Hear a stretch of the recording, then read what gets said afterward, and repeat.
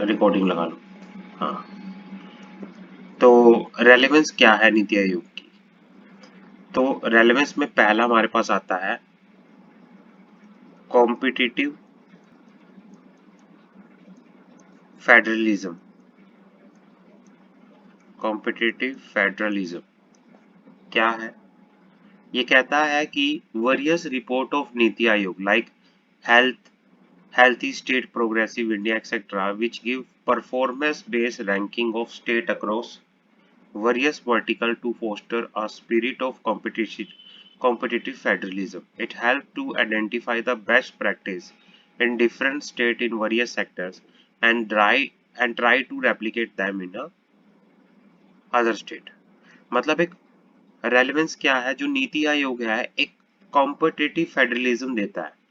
मतलब क्या है कि स्टेट्स के बीच में स्टेट्स एक स्टेट दूसरे स्टेट से अच्छा परफॉर्म करने के लिए जो नीति आयोग है वो क्या करता है? रैंकिंग करता है। जैसे अब रैंकिंग किस बेसिस पे की जाती है? मान लो कोई स्टेट स्वच्छता के क्षेत्र में आगे है, कोई हेल्थ में, कोई एग्रीकल्चर सेक्टर में, कोई किसी सेक्टर में एक स्टेट दूसरे स्टेट से आगे है, कोई एजुकेशन में आगे है। जैसे केरला हो गया, केरला में लिटरेसी रेट पूरा 100% लिटरेसी रेट है वहां पे सभी पढ़े लिखे हैं। तो इस तरह से जो है नीति आयोग कॉम्पिटिटिव फेडरलिज्म लेके आता है, जिससे क्या हो, स्टेट्स के अंदर एक स्पिरिट आए कंपटीशन की और वो बेटर प्रैक्टिस करे। समझ आ गया? Yes sir. दूसरा पॉइंट कोऑपरेटिव कोऑपरेटिव फेडरलिज्म। अब ये कोऑपरेटिव फेडरलिज्म क्या है? Due to the composition of Niti Aayog, it give a better representation of state in this body, which facilitate direct interaction with the line minister, also help to address issue in relatively shorter time. मतलब क्या होता है? नीति आयोग जो होता है, NITI Aayog directly क्या होता है कि जिससे मतलब जैसे नीति आयोग बना है, नीति आयोग के अंदर हर एक डिपार्टमेंट से अलग अलग, हर एक मिनिस्ट्री से अलग अलग मिनिस्टर होते हैं। तो जिससे क्या होता है, मतलब नीति आयोग के साथ सारी मिनिस्ट्री जो होती हैं अटैच होती है, लिंक होती है। तो भाई स्टेट्स का बेटर रिप्रेजेंटेशन होता है। मतलब कि अगर किसी स्टेट्स को अपनी कोई बात रखनी है तो नीति आयोग से वो कॉर्पोरेशन ले सकता है। तो नीति आयोग आगे क्या करेगा, उसकी बात को आगे मिनिस्ट्री तक अच्छे से इंटरेक्शन करवाता है। मतलब स्टेट्स के बीच में, स्टेट्स और मिनिस्ट्रीज के बीच में जो नीति आयोग है वो इंटरेक्शन का काम करता है। समझ आ गई? इंटरेक्शन, नीति आयोग जो है इंटरेक्शन का काम करता है। Yes sir. तीसरा ग्रेटर अकाउंटेबिलिटी। हाईलाइट करूँ इसको? हाँ, greater accountability. NITI Aayog established development monitoring and evaluation office which collect data on the performance of various ministry on the real time basis. The data are used at highest policy making level to establish accountability, improvement, performance. Earlier, India has 12 5 years plans, but they were mostly evaluated long after the plan period had ended. Hence, there was no real accountability. NITI Aayog क्या करता है? NITI Aayog ministry से data लेता है, real time data लेता रहता है। वो मिनिस्ट्री से, अलग अलग मिनिस्ट्री से परफॉर्मेंस का क्या लेता रहता है? डाटा लेता रहता है। और जिसके बेसिस पे परफॉर्मेंस को वो कंसीडर करने के बाद पॉलिसीज बनाता है जो कि मोर रिलायबल, मोर अकाउंटेबल होती है। समझ आ गई?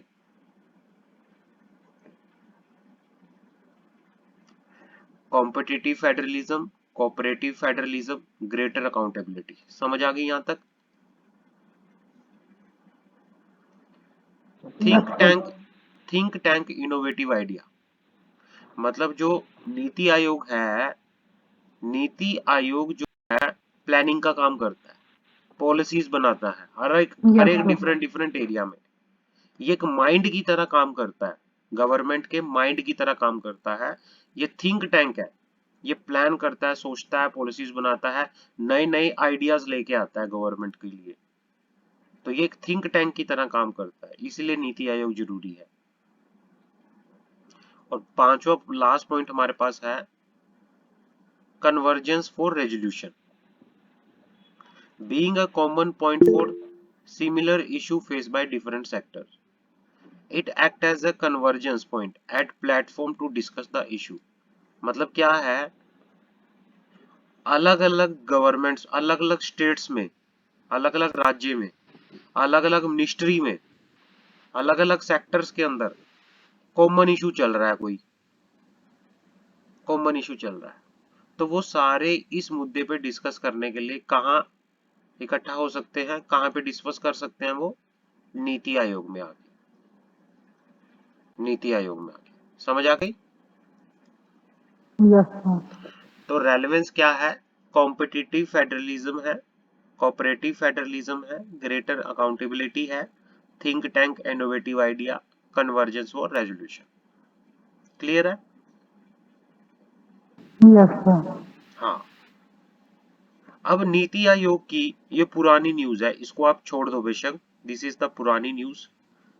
आपको कुछ क्या करना है, लेटेस्ट न्यूज सर्च करनी है, latest news Hmm. On NITI Aayog. आपको latest news on NITI Aayog में कि अभी लेटेस्ट क्या आया है नीति आयोग के अंदर, जो आपको इंपॉर्टेंट लग रही हो, आप उसको एक बार पढ़ लेना बस, ठीक है? हाँ, आगे बढ़ते हैं, हमारे पास दूसरी नेशनल बॉडी आती है reserve bank of India, RBI. RBI की बात करते हैं। जो आरबीआई बना था, वो बना था, इस्टेब्लिश हुआ था 1 अप्रैल 1935 में, in accordance with the provision of.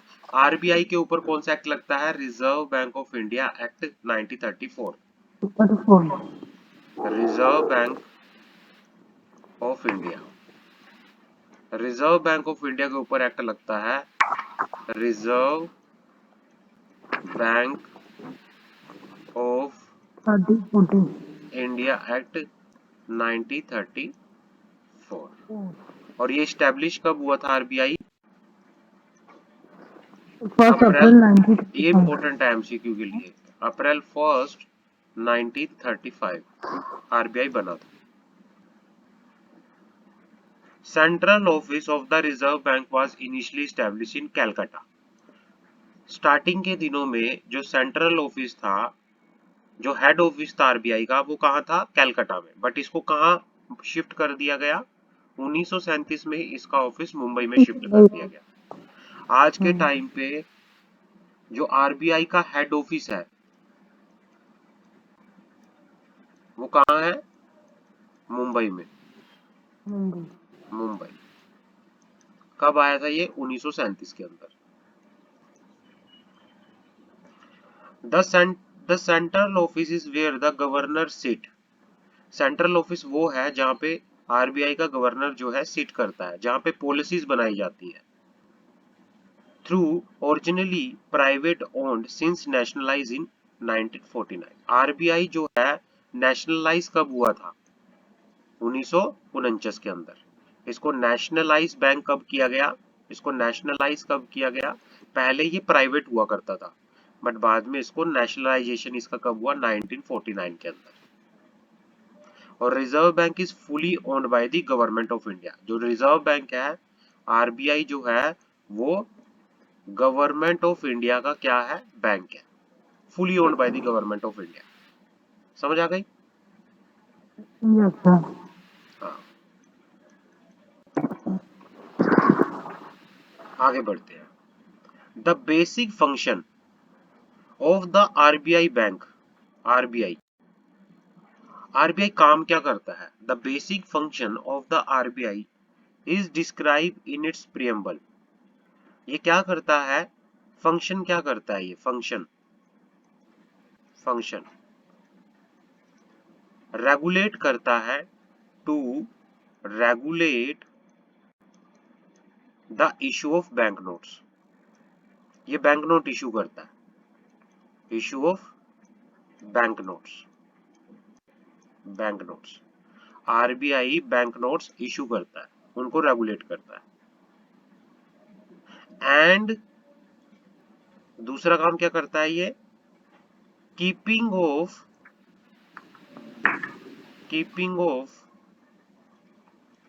Reserve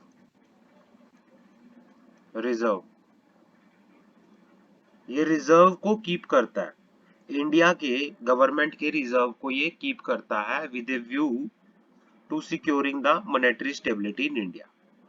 reserve जो इंडिया का रिजर्व है ना, पैसा है पूरा, किसके पास है, आरबीआई के पास है, उसको कीप, उसकी वो करता है, वो देखभाल पूरी करता है, ताकि जो इंडिया के अंदर क्या रहे, मॉनेटरी स्टेबिलिटी रहे। And generally operate the currency, ये क्या करता है, ऑपरेट करता है करेंसी को। And credit system, currency and credit system, इसको क्या करता है, ऑपरेट करता है, इसको क्या करता है, ऑपरेट करता है। To it advantage, have a modern monetary policy framework to meet the challenge of increase complex economy and maintain price stability. ये एक मॉनेटरी पॉलिसी बनाता है, मेंटेन करता है एक मॉनेटरी पॉलिसी को,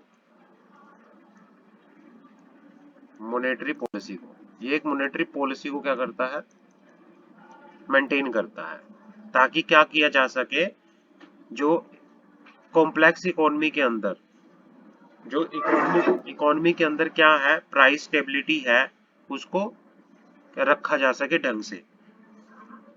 ग्रोथ को माइंड में रखता है ये, ग्रोथ को। तो ये इसकी क्या है, आरबीआई बना कब था, 1 अप्रैल 1935 में। कौन सा एक्ट लगता है, 1934। इसका हेड ऑफिस क्या है, मुंबई के अंदर। और इसको नेशनलाइज कब किया गया था, 1949 के अंदर। और इसके जो काम जो है ये बता रखे हैं, रेगुलेट करता है issue of bank notes, keeping करता है रिजर्व की, और भाई ऑपरेट करता है करेंसी एंड क्रेडिट सिस्टम। समझ आ गया? Yes sir. हाँ, आरबीआई की क्या क्या न्यूज आई थी अभी। पॉलिसी रेट, आरबीआई ने अपने पॉलिसी रेट चेंज किए थे। अब पॉलिसी रेट एज ऑन 3 मार्च 2022 में क्या क्या थे, पॉलिसी रेपो रेट था 4%, रिवर्स रेपो रेट था 3.35%, मार्जिन स्टैंडिंग फैसिलिटी रेट था 4.25%, बैंक रेट, ये आपसे पूछे जा सकते हैं, बताओ पॉलिसी रेट क्या है, 4%, रिवर्स रेपो रेट 3.35%, एमएसएफ भी कहते हैं इसको, marginal standing facility rate 4.25%, bank rate 4.25%। अब जैसे ये है reverse repo rate as on March 3 2022, जैसे cash reserve ratio CRR ratio कितनी है, 4%, स्टैट्यूटरी लिक्विडिटी रेशियो 18। तो ये आपको ये याद रखने हैं, ये एमसीक्यू में पूछे जा सकते हैं।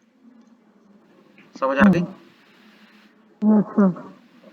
आरबीआई का गवर्नर कौन है, आरबीआई के गवर्नर का नाम क्या है, आरबीआई के गवर्नर का नाम है श्री शक्तिकांता दास, श्री शक्तिकांता दास। समझ आ गई? हाँ, श्री शक्तिकांता दास जो है इसके गवर्नर हैं। और इसके डिप्टी गवर्नर कौन है, 4 डिप्टी गवर्नर है, Shri M K Jain, doctor M D Patra, M R Rao, T Ravishankar. ठीक है, रवि। ठीक है, आगे बढ़ते हैं। हमने आरबीआई पढ़ा, अब बात करते हैं सेबी की। SEBI, security exchange board of India. SEBI क्या है, security and exchange board of India.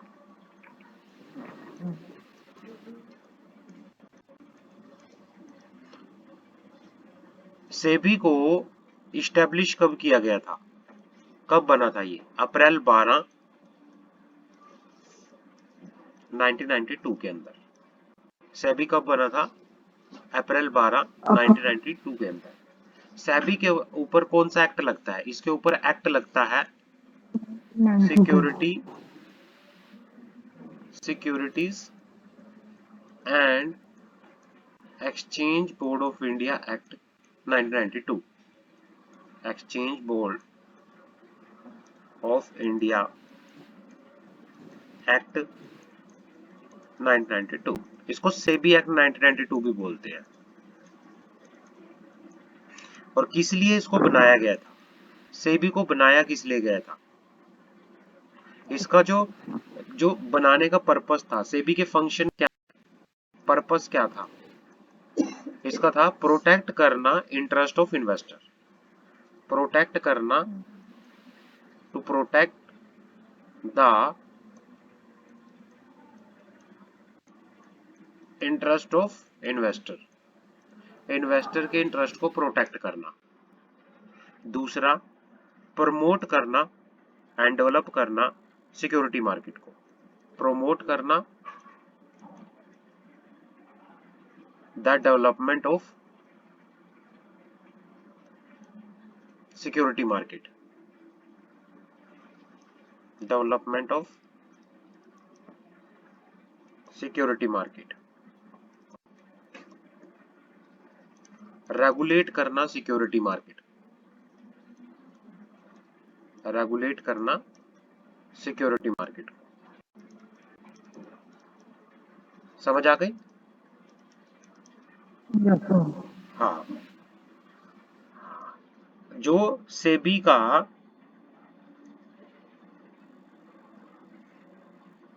Chairman है उनका नाम है मिस मधाबाई पुरी बुच।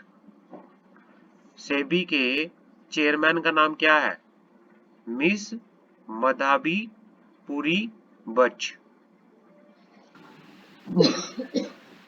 और इसके फुल टाइम मेंबर कौन कौन है? श्री एस के मोहांते एंड श्री अनंता बोरा, इसके फुल टाइम मेंबर है।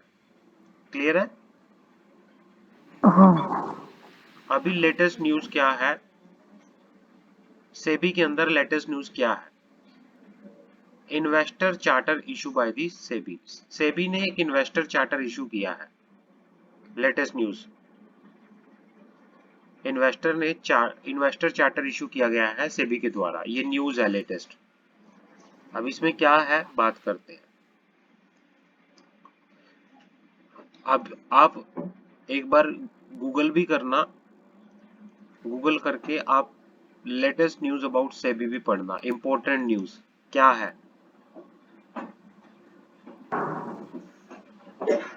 तो इन्होंने क्या किया है, अभी जो ये वाली न्यूज है, इन्वेस्टर चार्टर इशू किया है सेबी ने with the objective to provide protection to investor.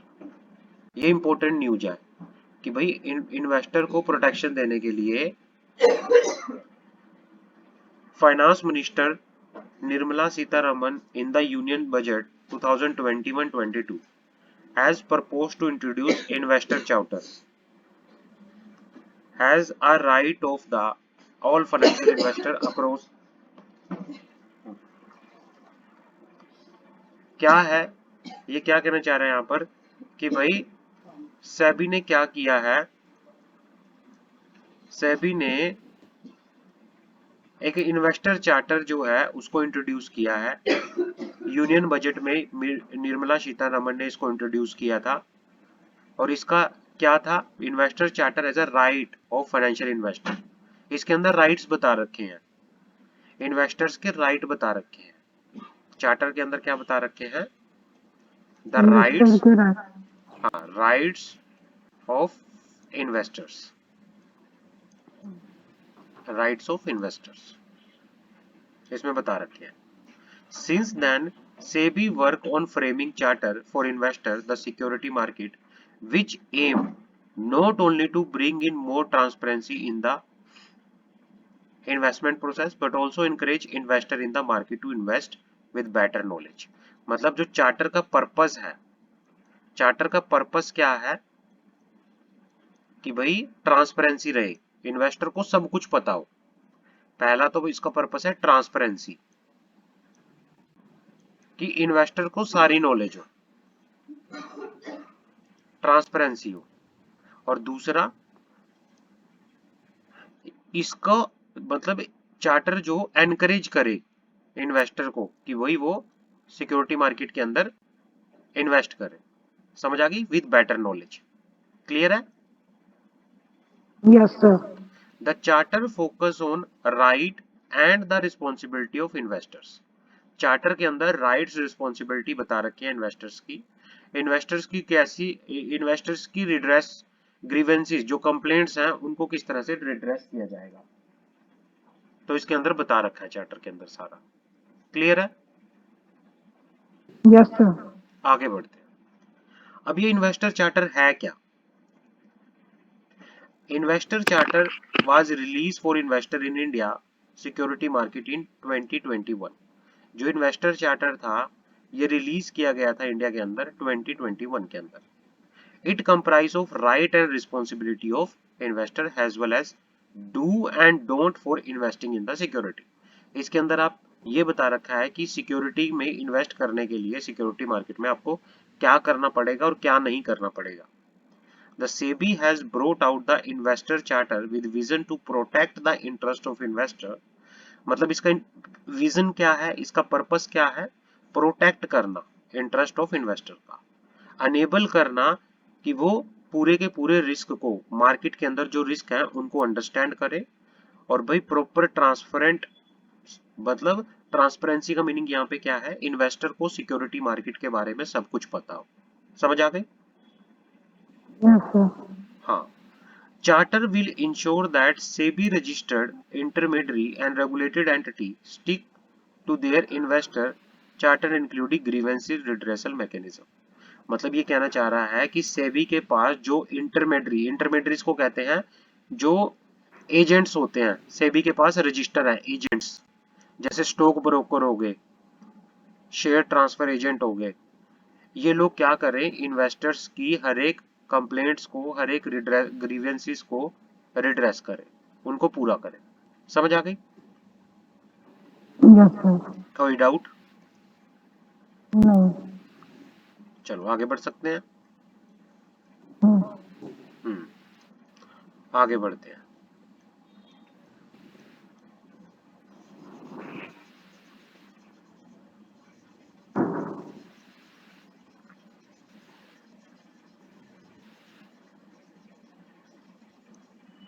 आगे बढ़ते हैं।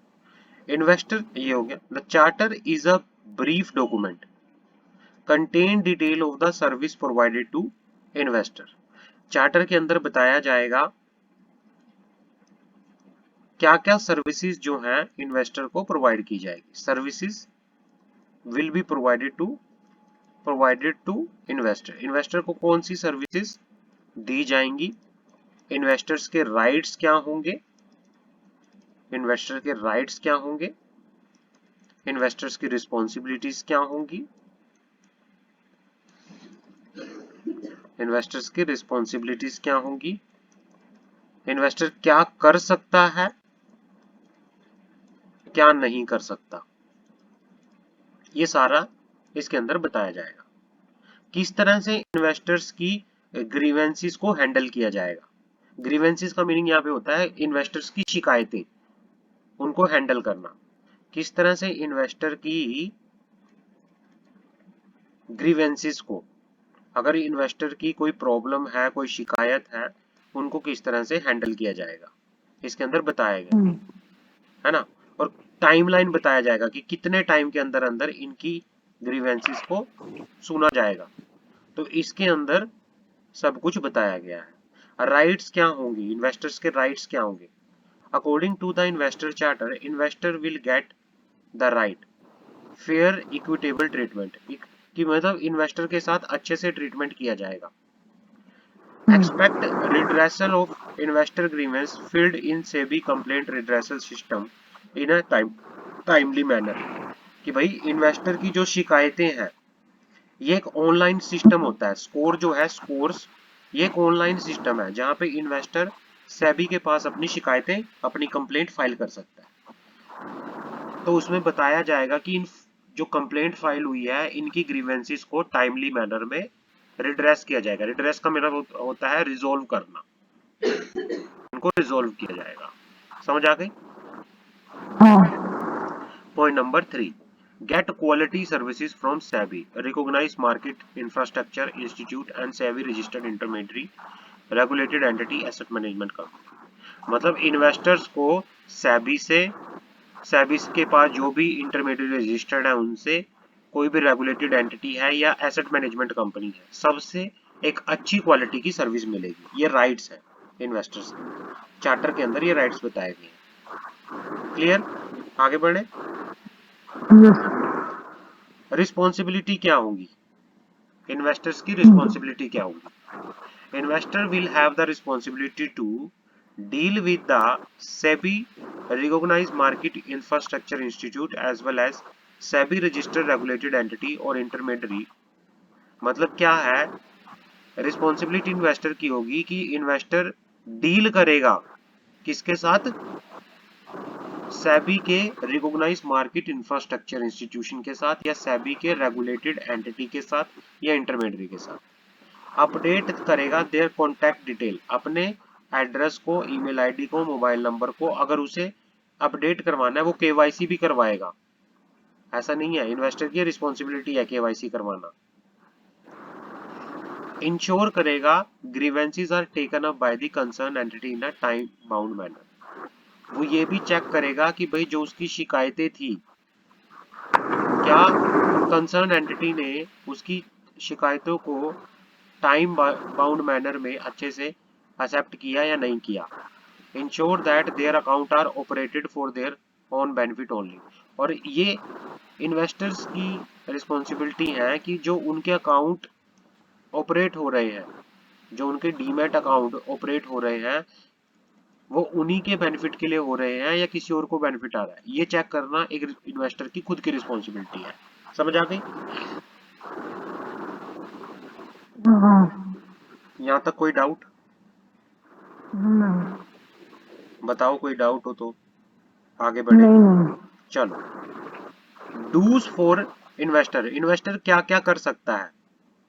Investor read and understand the document carefully before investing. भाई इन्वेस्टमेंट करने से पहले हर एक डॉक्यूमेंट को इन्वेस्टर्स अच्छे से पढ़ेगा, समझेगा। Know about the investor agreement redressal mechanism. Investor को यह भी पता होना चाहिए कि मैं कहां पर कंप्लेंट अपनी फाइल कर सकता हूं। Know the risk involve before investing. Investor को यह भी पता होना चाहिए कि जिस मार्केट में मैं इन्वेस्ट कर रहा हूं, जिस सिक्योरिटी में मैं इन्वेस्ट करता हूं, उसके अंदर रिस्क क्या है, कितना रिस्क है, ये भी पता होना चाहिए। Keep track of account statement and promptly bring any discrepancy notice to the concerned stock exchange intermediary asset management company। वो अपने अकाउंट्स का क्या करेगा? प्रॉपरली ट्रैक रखेगा। जो उसकी अकाउंट स्टेटमेंट है उनका ट्रैक रखेगा पूरा। अगर उसे कुछ लगा कि भाई मेरे अकाउंट में कुछ दिक्कत है, मेरे अकाउंट स्टेटमेंट में कोई प्रॉब्लम है, तो वो साथ की साथ स्टॉक एक्सचेंज को, या कोई इंटरमीडियरीज होगा जैसे स्टॉक ब्रोकर या अगर एसेट मैनेजमेंट कंपनी है, उनको साथ के साथ नोटिस करेगा।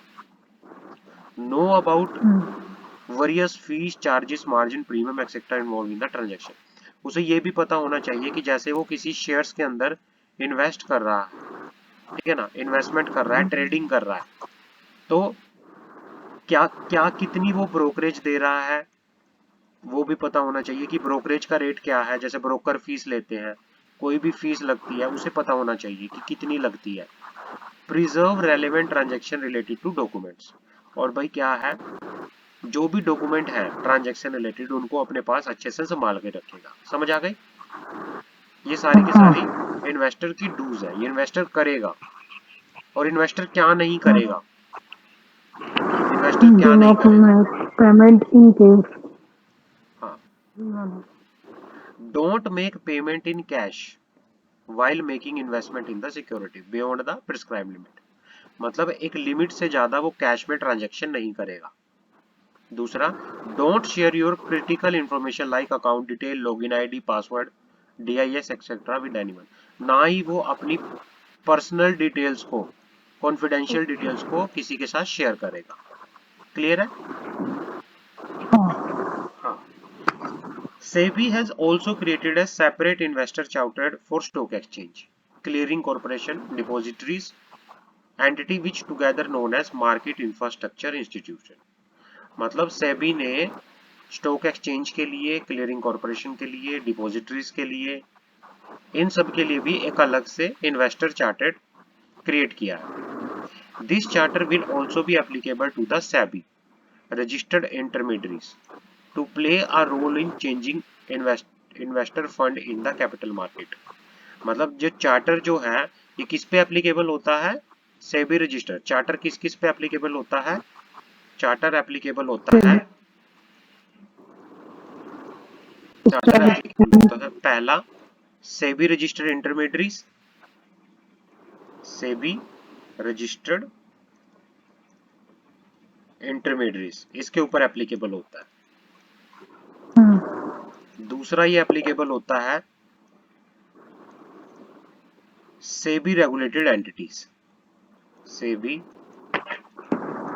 रेगुलेटेड एंटिटीज,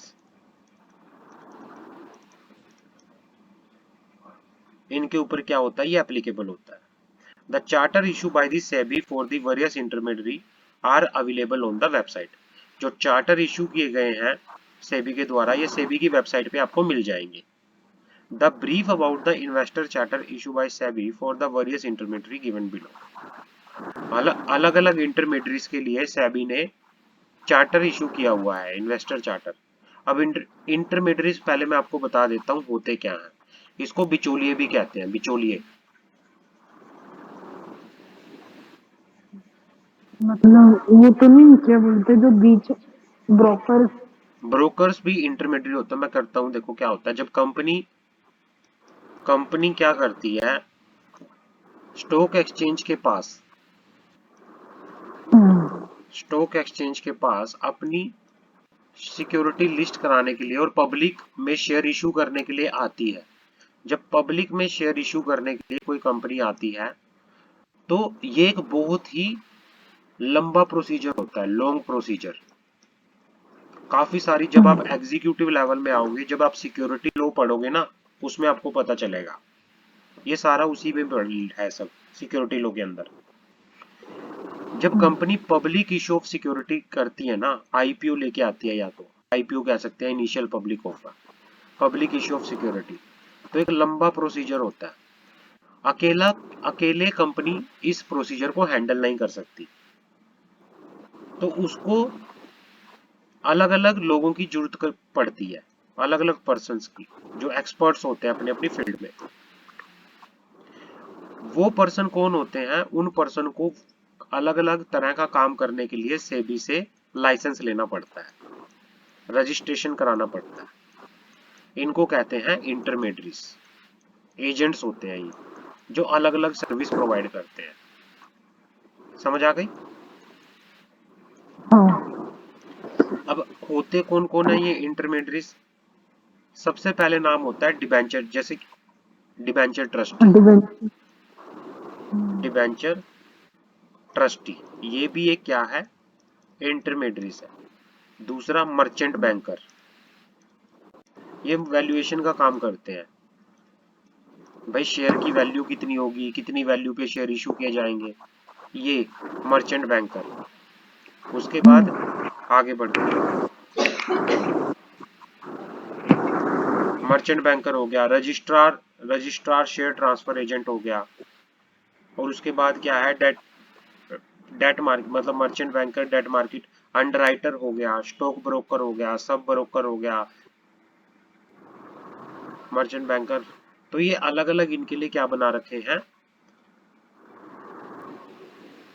चार्टर बना रखे हैं, इन्वेस्टर चार्टर अलग अलग बना रखे हैं, इन्वेस्टर चार्टर। समझ आ गई? इंटरमीडियरी समझ आ गई क्या होता है? हम्म। इंटरमीडियरीज एजेंट्स होते हैं जो अलग अलग तरह की सर्विसेज प्रोवाइड करते हैं, लेकिन इनको ये सर्विस प्रोवाइड करने के लिए एक जैसे क्या हो गया, शेयर ट्रांसफर एजेंट। सेबी से रजिस्टर हाँ, करना पड़ता है, शेयर ट्रांसफर एजेंट। लाइसेंस लेना पड़ता है ना इनको। स्टॉक ब्रोकर, हाँ, stock broker, sub broker, debenture और एक मर्चेंट। अंडरराइटर, काफी तरह के होते हैं ये, एक्सेट्रा। इनको ये काम करने के लिए अलग अलग सेबी से रजिस्ट्रेशन या लाइसेंस लेना पड़ता है। रजिस्ट्रेशन या लाइसेंस लेना पड़ता है। क्लियर है? Yes sir. हाँ, ये आपने पोस्ट अपलोड नहीं करी सर, कल वाली भी कर कर दी? रखी है, कर रखी है। कर दी। हाँ, कर रखी है, देख लेना। समझ गया? हाँ। बाकी ये सारा डिटेल में पढ़ने की जरूरत नहीं है, इंपॉर्टेंट नहीं है ये एग्जाम के लिए। ये सारा डिटेल में पढ़ने की जरूरत नहीं है। आपको ये पता होना चाहिए इन्वेस्टर चार्टर होता क्या है, ये सारा डिटेल में हाँ। पढ़ने की जरूरत नहीं है। इतना नहीं पूछेगा वो, तो आप इसको काट भी सकते हो। ये सारा इंपॉर्टेंट नहीं है क्योंकि ये एक्स्ट्रा है, एग्जामिनेशन पॉइंट ऑफ व्यू से इतना इंपॉर्टेंट नहीं है ये। क्लियर है? Yes sir. हाँ, जो पढ़ना, जितना पढ़ना था उतना मैंने आपको पढ़ा दिया है। सेबी का पता, आरबीआई का पता चल गया? आरबीआई का पता चल गया? हाँ। सेबी का पता चला?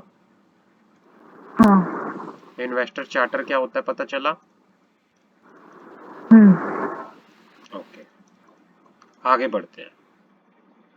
Competition commission of India, CCI, competition commission of India,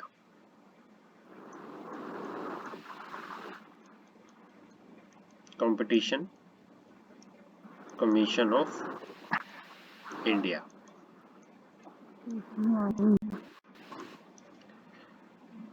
competition act, the competition act 2002 amended by the competition amendment act 2007 follow the philosophy of modern competition act prohibit anti competitive agreement। ये बना क्यों है, competition act बना क्यों है? जो ये competition act है 2002, ये बना क्यों है?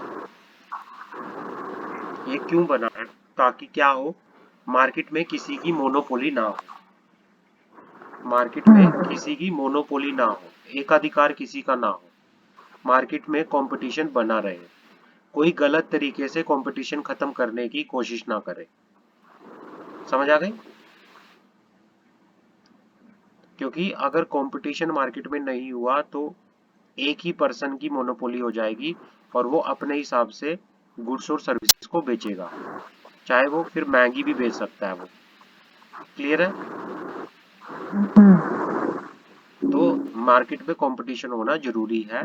तो इस कंपटीशन को सस्टेन रखने के लिए कंपटीशन एक्ट बना था, और कुछ भी ऐसा गलत ना हो जिससे मार्केट में कंपटीशन को खत्म करने की कोशिश की जा रही है, तो वो उस चीज को रोकने के लिए कंपटीशन एक्ट आया था। तो इसके पर्पस क्या है कंपटीशन एक्ट के, वो बात कर लेते हैं।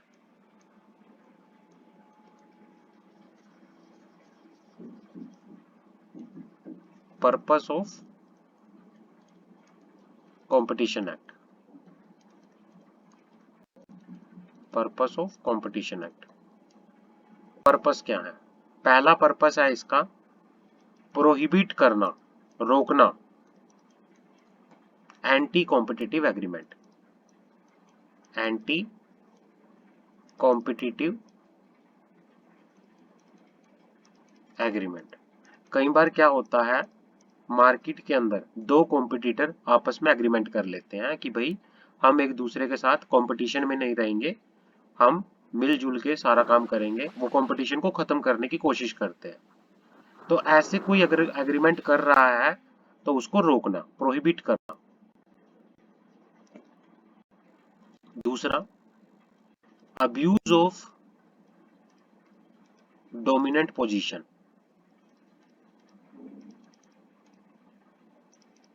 Abuse of dominant position. मान लो एक सेक्टर के अंदर किसी कंपनी की पोजीशन काफी अच्छी है।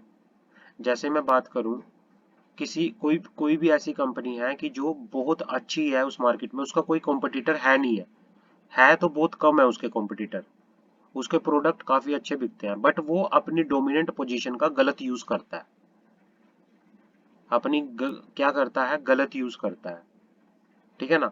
तो उस केस में भी अगर वो अपनी पोजीशन का गलत यूज करता है तो उस केस में भी कंपटीशन एक्ट अप्लाई होता है कि आप अगर कोई अब्यूज ऑफ डोमिनेंट पोजीशन करता है तो उसके अगेंस्ट एक्शन लिया जा सकता है। समझ आ गई? Yes sir. तीसरा है तीसरा है रेगुलेट करना कॉम्बिनेशंस। रेगुलेट करना कॉम्बिनेशन, जब ये भी आप एग्जीक्यूटिव लेवल में पढ़ोगे, कंपटीशन कमीशन एक्ट। जब एक सब्जेक्ट है ईबीसीएल, उसके अंदर आप इसको पढ़ोगे, 25 नंबर का है ये। कॉम्बिनेशंस क्या होता है? कॉम्बिनेशन को रेगुलेट करता है। विच कोज और likely to cause appreciable adverse effect on competition of India. वो कॉम्बिनेशन जो क्या करते हैं, विच कोज और likely to cause, which cause और likely to cause adverse effect. Adverse मतलब negative effect competition within India. अगर इंडिया में किसी कंपटीशन पर वो गलत इफेक्ट डालते हैं, रेगुलेशन कॉम्बिनेशंस, तो भाई उस केस में भी क्या होगा, कंपटीशन एक्ट लगेगा। समझ आ गई? हाँ समझ आ गया कंपटीशन एक्ट कहाँ कहाँ लगता है और पर्पस क्या है कंपटीशन एक्ट का? सर। हाँ जी, हाँ जी बोलो, कुछ कह रही हो यशु? नहीं सर। चलो, अब कंपटीशन कमीशन ऑफ इंडिया क्या है? सीसीआई एक्ट के अंदर ये अथॉरिटी है। जैसे आरबीआई है, जैसे सेबी है, ऐसे ही सीसीआई भी है, competition commission of India. The competition commission of India establish by the central government. ये बना कब था? सीसीआई बना कब था? कंपटीशन कमीशन ऑफ इंडिया बना कब था? 14 अक्टूबर 2003। 2003 के अंदर, 14 अक्टूबर 2003 के अंदर ये बना था। और इसको बनाने का पर्पस क्या था? जो कंपटीशन कमीशन एक्ट के ऑब्जेक्टिव हैं, जो हमने ये ऊपर पढ़े, ये पर्पस, इनको अचीव करना। सीसीआई के अंदर कौन कौन आता है? सीसीआई के अंदर एक चेयरमैन होता है, एक चेयरपर्सन होता है और 6 मेंबर है, जिनको अपॉइंट कौन करता है? Central government. जिनको अपॉइंट कौन करता है? Central government. समझ आ गए? हाँ भाई, ड्यूटी क्या है? Duty of CCI, competition commission of India की ड्यूटी क्या क्या है? इसकी ड्यूटी है, पहली ड्यूटी एलिमिनेट करना। एलिमिनेट करना उन कामों को, काम के मतलब प्रैक्टिस, उन कामों को एलिमिनेट करना जिसका एडवर्स इफेक्ट आता है किसके ऊपर? Which have adverse effect on competition. भाई ऐसे काम जिनका कंपटीशन के ऊपर गलत इफेक्ट आ रहा है, उनको एलिमिनेट करना, उनको रोकना। Which have adverse effect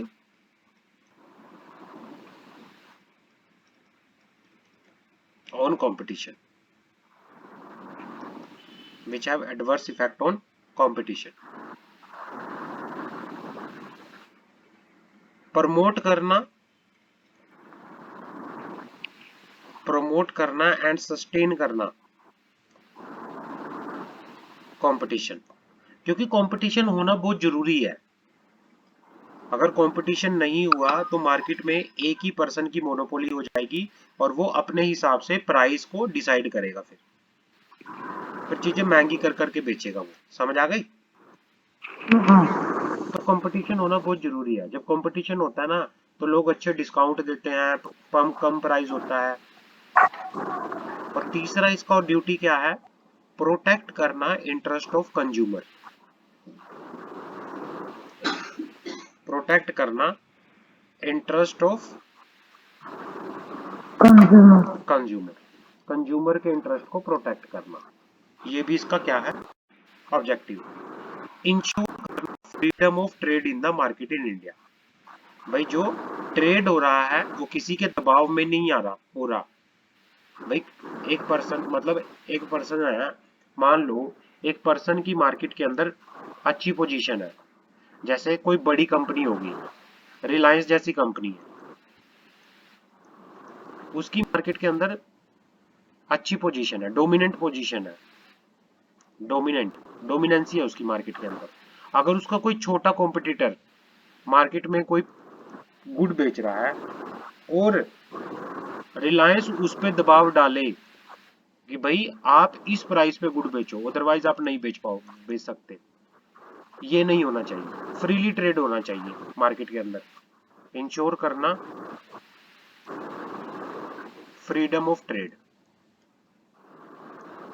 freedom of trade. समझ आ गई ड्यूटी? Yes sir. हाँ, आगे बढ़ते हैं। Commission is also required to give opinion on competition issue. मतलब कमीशन की ये भी ड्यूटी है कि कंपटीशन इशू से रिलेटेड, जो भी इशू है कंपटीशन से रिलेटेड, उन पे सीसीआई क्या करे? ओपिनियन देते रहे, ओपिनियन दे अपना। तो ये क्या है? और time to time public awareness training conduct करना, ट्रेनिंग भी कंडक्ट करना। Shri Ashok Kumar Gupta joined the Competition Commission of India as chairperson in नवंबर 2018। श्री अशोक कुमार गुप्ता जो हैं सीसीआई के क्या हैं? चेयरपर्सन है।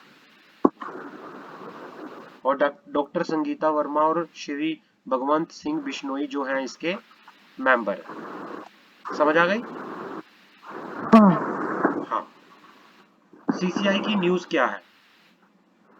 News in CCI. सीसीआई की न्यूज क्या है?